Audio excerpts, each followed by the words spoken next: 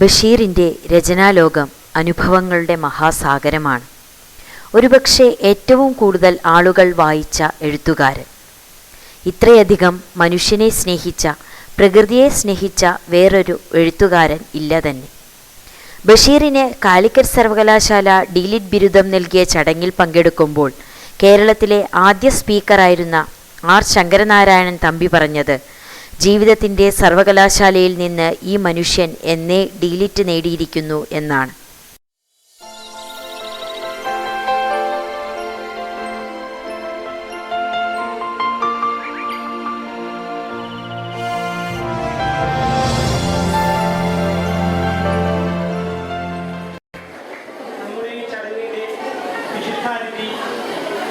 പാലക്കാട് മുൻ DPO സ്കൂളിലെ അധ്യാപകനുമായിരുന്ന Shri Venugopalan master, എൻ്റെ സഹപ്രവർത്തകരെ, സ്നേഹമുള്ള വിദ്യാർത്ഥികളെ, ജൂലൈ 5 ലോകപ്രസിദ്ധ സാഹിത്യകാരനായിരുന്ന വൈക്കം മുഹമ്മദ് ബഷീറിൻ്റെ ജന്മദിനം. ഈ ദിവസം നാം ബഷീർ ദിനമായിട്ട് ആചരിക്കുകയാണ്. അതിൻ്റെ ഭാഗമായി നമ്മുടെ വിദ്യാലയത്തിൽ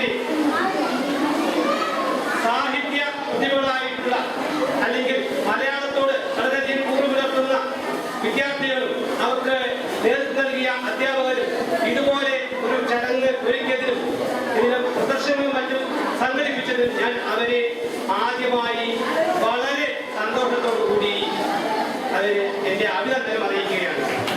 പ്രത്യേകിച്ച് ലോകം ഇന്നുവരെ കണ്ടിട്ടുള്ളതിൽ ഏറ്റവും വിശ്വപ്രസിദ്ധ സാഹിത്യകാരനാണ് വൈക്കം മുഹമ്മദ് ബഷീർ. അദ്ദേഹത്തിന്റെ കൃതികൾ, അദ്ദേഹത്തിന്റെ സാഹിത്യ രചനകൾ ഏത് പ്രായക്കാർക്കും ഏത് തരക്കാർക്കും വായിക്കാനും ആസ്വദിക്കാനും അതിൽ നിന്ന് ഒരുപാട് കാര്യങ്ങൾ മനസ്സിലാക്കാനുണ്ട്. പ്രത്യേകിച്ച് ഇന്ന് മലയാള സാഹിത്യം പഠിക്കുന്ന, അല്ലെങ്കിൽ മലയാള സാഹിത്യം കൈകാര്യം ചെയ്യുന്ന വിദ്യാർത്ഥികൾ ബഷീറിന്റെ ഒരുപാട് സാഹിത്യകൃതികൾ റിസർച്ചിന് വേണ്ടി തിരഞ്ഞെടുക്കുകയും അതിൽ തന്നെ ഡോക്ടറേറ്റ് നേടുകയും ചെയ്യുന്നുണ്ട്. അതൊക്കെ നമുക്ക് മലയാളികൾക്ക് അഭിമാനിക്കാവുന്ന. പ്രമുഖനായ ബഷീർ നേരത്തെ തൻ്റെ ജീവിത രീതി കൊണ്ട് ശ്രദ്ധേയനായ ഒരു വ്യക്തിയായിരുന്നു. എല്ലാ വർഷവും നമ്മൾ ബഷീർ ദിനം ആചരിക്കും. മഹാന്മാരായ വ്യക്തികളെ, അവരുടെ ദിനങ്ങൾ ആചരിക്കുമ്പോൾ, അവരുടെ കൃതികളിലൂടെ നാം കടന്നു പോകുമ്പോൾ, അവിടെ എന്തിനു വേണ്ടിയാണോ ആ സാഹിത്യകൃതികൾ നിർമ്മിച്ചത്, സൃഷ്ടിച്ചത്, അവയുടെ ഉദ്ദേശം മനസ്സിലാക്കാനും അത് നമ്മുടെ ജീവിതത്തിൽ മാറ്റം വരുത്തുവാനും നാം ശ്രമിക്കണം. എങ്കിൽ മാത്രമേ ഈ ദിനാചരണങ്ങൾ വളരെ ഫലപ്രദമായി നമുക്ക് കൊണ്ടാടിയെന്ന് പറയാൻ കഴിയുള്ളൂ. നിങ്ങൾക്കറിയാവുന്നതുപോലെ നല്ലൊരു പ്രദർശനം ഇവിടെ പുസ്തകങ്ങളെല്ലാം വായിച്ചിട്ടുണ്ട്. അവിടെ ഉണ്ടായ ചുവടുപത്രങ്ങളെല്ലാം വായിച്ചപ്പോൾ ബഷീറിനെ കുറിച്ച് കൂടുതൽ നിങ്ങൾക്ക് അറിയാമെന്ന് എനിക്ക് മനസ്സിലായി. പക്ഷെ അറിയാവുന്നവരെല്ലാം അറിയാത്തവരിലേക്ക് പകരുക എന്നുള്ളത് ഏറ്റവും പ്രധാനപ്പെട്ട കാര്യമാണ്. ഈ കാലഘട്ടത്തിൽ വളരെയേറെ പ്രസക്തനായ ബഷീർ 1908 ജനിച്ച് വൈക്കത്ത് ജനിച്ച് സ്കൂളിൽ പഠിക്കുമ്പോൾ നമ്മുടെ സ്വാതന്ത്ര്യ സമരത്തിൽ പങ്കെടുക്കാൻ വേണ്ടി കോഴിക്കോട് എത്തുന്നത് നടന്നും കാളവണ്ടിയിലുമൊക്കെ ആയിട്ട് 100-300 മൈൽ സഞ്ചരിച്ച് കോഴിക്കോടെത്തി അവിടെ ഇന്ത്യയിലെ സ്വാതന്ത്ര്യ സമരത്തിന് ഏറ്റവും കൂടുതൽ ശക്തി പകർന്ന ഉപ്പു സത്യാഗ്രഹത്തിൽ പങ്കെടുക്കുന്നു. സ്കൂൾ വിദ്യാർത്ഥിയായിരിക്കുമ്പോഴാണ് ഉപ്പു സത്യാഗ്രഹത്തിൽ പങ്കെടുത്ത അദ്ദേഹം ജയിൽവാസം അനുഷ്ഠിക്കുകയാണ്. പിന്നീട് കണ്ണൂർ സെൻട്രൽ ജയിലിൽ. അതിനുശേഷം ഇന്ത്യ ഒട്ടാകെ ഒരു 8-9 വർഷം ഇന്ത്യ ഒട്ടാകെ സഞ്ചരിച്ചിട്ട് ഒരു സാധാരണക്കാരൻ എന്തൊക്കെ പ്രവർത്തികൾ ചെയ്യാമോ, എന്തൊക്കെ ജോലികൾ ചെയ്യാമോ, ആ ജോലികളെല്ലാം ചെയ്ത് സന്തോഷത്തോടുകൂടി പ്രവർത്തിച്ചു എത്തിയാണ്. നമുക്ക് ഏതൊരു ജോലി ചെയ്യുന്നതിനും പ്രയാസത്തിലുള്ള കാലഘട്ടത്തിൽ എല്ലാ ജോലിക്കും അതിൻ്റെതായ മഹത്വമുണ്ടെന്ന് അദ്ദേഹം സങ്കല്പിച്ചിട്ടുണ്ട്. ഒരു മാജിക്കാരൻ്റെ അസിസ്റ്റന്റ് ആയിരുന്നു, പാചകക്കാരൻ്റെ അസിസ്റ്റന്റ് ആയിരുന്നു.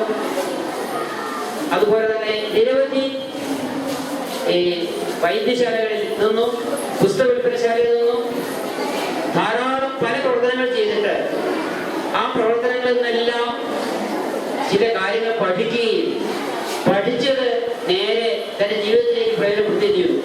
8-9 വർഷം കഴിഞ്ഞാൽ തിരിച്ചു വരുമ്പോഴാണ് പാത്തുമ്മയുടെ ആട് എഴുതുന്നത്.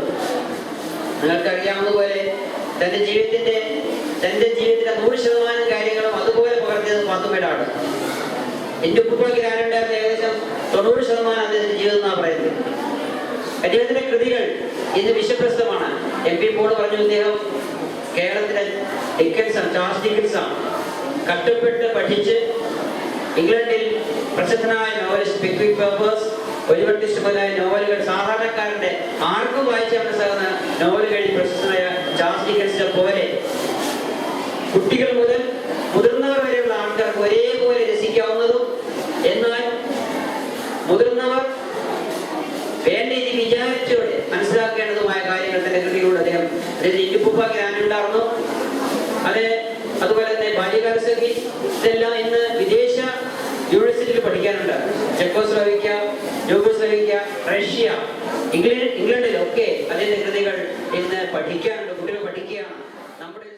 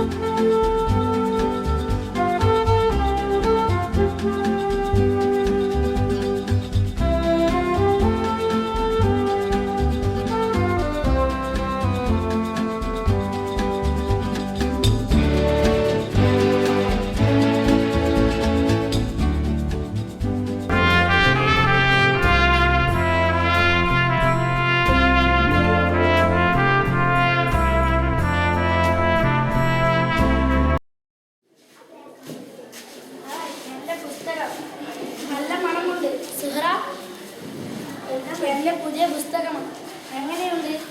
നോക്കട്ടെ. വളരെ പടമുണ്ട്. എന്റെ സ്കൂളിനെ പറ്റി കേൾക്കണോ? പറയൂ, കേൾക്കാം. പട്ടണത്തിന്റെ ഒത്ത നടുക്ക് വലിയ കെട്ടിടങ്ങൾ, ഇവിടുത്തെ പള്ളിക്കുളം പോലെയുണ്ട്. പിന്നെ കളിക്കാനുള്ള സ്ഥലം, ഒന്ന് കാണേണ്ടതാണ്. എന്റെ ക്ലാസ്സിൽ എത്ര പേരുണ്ട്? 42 കുട്ടികൾ, 19 പെൺകുട്ടികളും ഉണ്ട്. എന്റെ ഹെഡ് മാസ്റ്റർ ആരാ? ഒരു സ്വർണ്ണക്കടക്കാരൻ. എന്റെ പൊണ്ണത്തടിയൻ.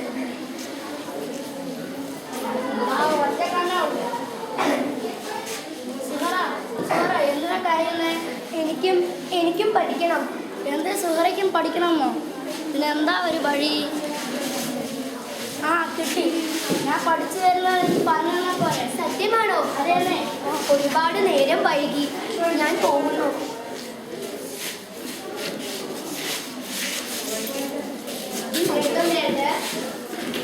വീട്ടിലേക്കതിനു ശേഷം സുഹറയെ പഠിപ്പിക്കാൻ എന്താ ഒരു വഴി? പണ്ടെടുത്ത് കാശുണ്ട്. ആ കാശും കൊണ്ട് സുഹറയെ പഠിപ്പിച്ചാൽ എന്താ? ഉപ്പയോട് പറയണോ? ഉമ്മയോട് പറയാം. ഉമ്മ, എന്താ മോനെ? നമുക്ക് ആ സുഹറയെ പഠിപ്പിച്ചാൽ എന്താ?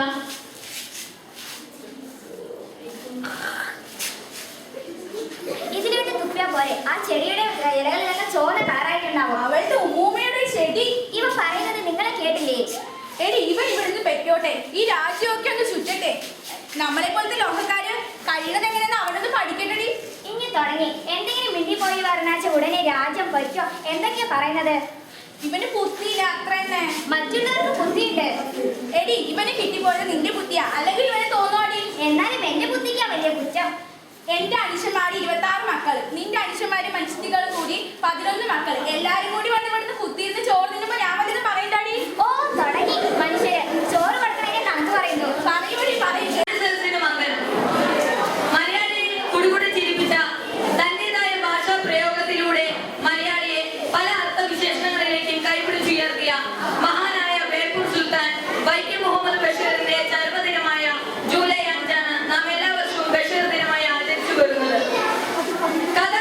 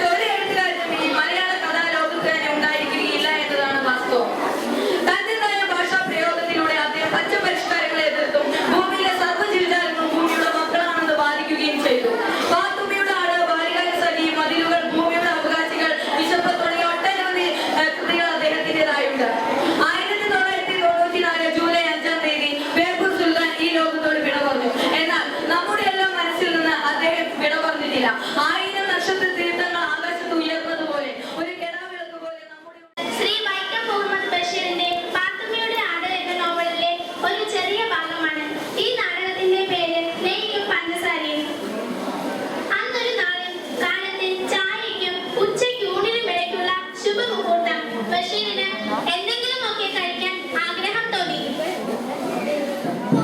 എന്തൊരു വിശപ്പാ! അടുക്കളയിൽ ചെന്ന് നോക്കാമെന്ന് വിചാരിച്ചാൽ ആ നങ്ങേലി ചേച്ചി എന്നെ ഓടിക്കും. എന്തൊക്കെ ആയാലും ഒന്ന് പോയി നോക്കാം. നങ്ങേലി ചേച്ചി, നങ്ങേലി ചേച്ചി. എന്താടാ? ഞാൻ ഇവിടെ നിൽപ്പുണ്ട്. എന്താ കാര്യം? എനിക്ക് വല്ലാതെ വിശക്കുന്നു. കുറച്ചു നേരം അവിടെ നിൽക്ക്. ഊണാകുമ്പോൾ ഞാൻ കൊടുക്കാം. എന്താ വീക്ക് വേണോ?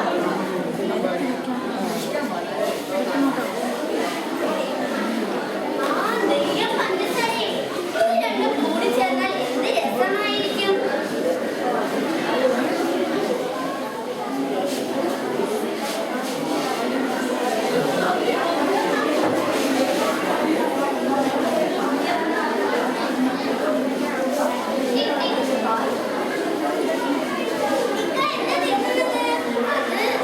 അത് മരുന്നാടാ.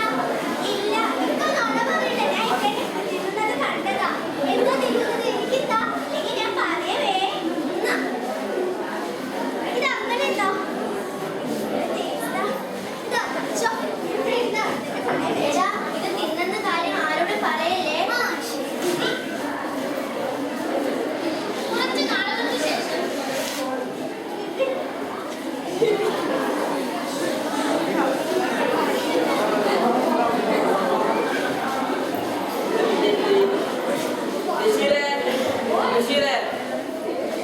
എന്താ പാപ്പാ? എനിക്കറിയില്ല.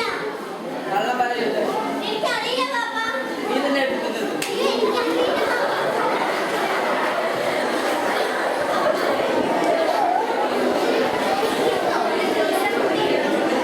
പിന്നെ നങ്ങേലി ചേച്ചി ഒരു രഹസ്യം കാണണോ? അങ്ങോട്ട് വാ. പാപ്പാ, ഓടി വരി, ഓടി വരി.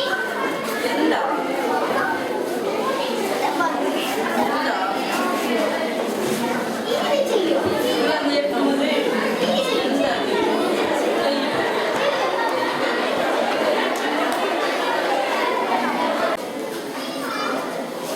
എന്താ നാരായണി? എനിക്കൊരു സമ്മാനം തരുമോ? എന്ത് സമ്മാനം? എന്തും. എന്റെ ഹൃദയം പറിച്ച് തരട്ടെ ഞാൻ. അയ്യോ, അത് വേണ്ട. ഹൃദയം പോലുള്ള മറ്റെന്തെങ്കിലും.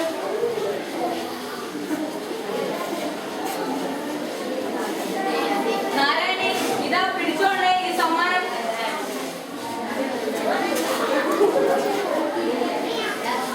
കിട്ടിയോ? കിട്ടി. എങ്ങനെയുണ്ട്? നന്നായിട്ടുണ്ട്. അതിന്റെ ഹൃദയമാ നാരായണി. ഞാൻ മുറുക്കെ പിടിച്ചിട്ടുണ്ട്. പക്ഷേ ഇനി നമ്മൾ എപ്പോഴാ കാണുക? നാളെ ഞാൻ പൂന്തോട്ടത്തിലേക്ക് വരുന്നുണ്ട്. അപ്പൊ കാണാം. ആ, കാണാം. ആരാ വരുന്നേ? നമ്മുടെ പോക്കറല്ലേ ഇത്? ബരീൻ പോക്കറെ, ബരീൻ.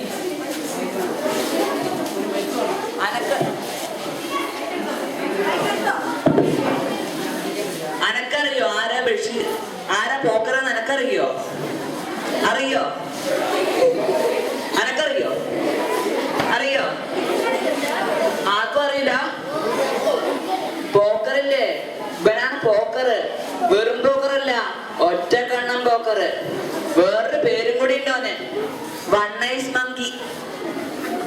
ഓനില്ലേ എന്താ ചെയ്യണെന്നറിയോ? എന്തോ എന്റെ തൊഴില് അറിയോ? അറിയോ?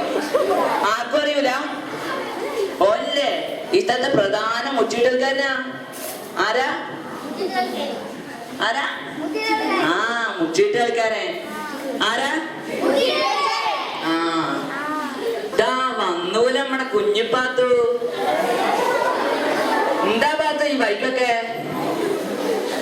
തോറ്റണ്ടില്ലേ? എന്താ ഈ ബൈക്കൊക്കെ? ഓളിന്റെ കുഞ്ഞിപ്പാത്തു. അനക്കറിയാണ് പോക്കറെ? ഓളെ നമ്മുടെ ആനമക്കാരല്ലേ, ആനമക്കാരൻ. ആനമക്കാരന്റെ മോളുടെ പുന്നാര മോളാണ് ഈ കുഞ്ഞിപ്പാത്തു.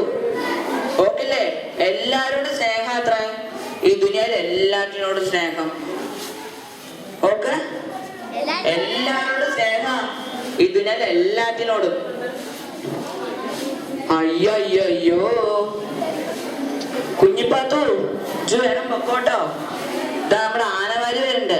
ഇജ്ജ് കുട്ടിയല്ലേ, ഓനെ കണ്ട് നിലവിളിക്കാൻ നിക്കണ്ട. പൊക്ക പൊക്കം. ബഹയാ ബോക്കറെ അനക്ക് ധൈര്യം ഉണ്ടോ ഓൻ ആന വരിയെന്ന് വിളിക്കാൻ? ഒന്ന് വിളിച്ചോക്ക് ബഹയാ, അപ്പം കാണാ പുകില്. ഓനെ പണ്ടിരുട്ടത്തെ ചാണകാന്നും കരുതി മൺവട്ടിയും കൊണ്ട് ആനയെ വാരിയാനോ ഓൺ. ആന വാരി രാമനായര് ആരാ? ബഷീർ പൊക്കോട്ടെ. കണ്ണീർ അങ്കണത്തെ മാവിൽ നിന്നാദ്യത്തെ പഴം വീഴേ അമ്മതൻ നേത്രത്തിൽ നിന്നുതിർന്നു ചുടു കണ്ണീർ. 4 മാസത്തിൽ മുമ്പിൽ ഏറെ നാൾ കൊതിച്ചിട്ടേ ബാലമാകന്തം പൂവിട്ടുണ്ണികൾ വിരിയവേ അമ്മതൻ മണിക്കുട്ടൻ പൂത്തിരി കത്തിച്ചപ്പോൾ അമ്മലർ ചെണ്ടൊന്നൊടിച്ചാളാതിച്ചടുത്തെത്തി ചൊടിച്ചു മാതാവപ്പോൾ ഉണ്ണികൾ വിരിഞ്ഞു.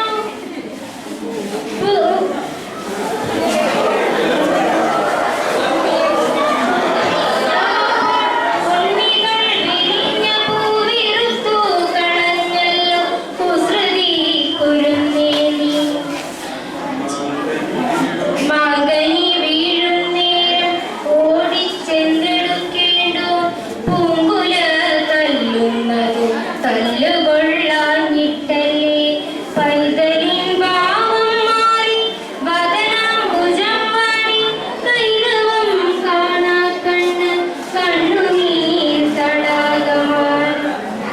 മാമ്പഴം പെറുക്കുവാൻ ഞാൻ വരുന്നില്ല, മാമ്പഴം പെറുക്കുവാൻ ഞാൻ വരുന്നില്ല എന്നാൽ മാൽവിഴും മലർക്കുല എറിഞ്ഞു വെറും മണ്ണിൽ. വാക്കുകൾ കൂട്ടിച്ചല്ല വയ്യാത്ത കിടാങ്ങളെ ദീർഘദർശനം ചെയ്യും ദൈവജ്ഞരല്ലോ നിങ്ങൾ. തുങ്കമാം മീനച്ചൂടിൽ തൈമാവിൽ മരതക കിങ്ങിണി സൗഗന്ധിക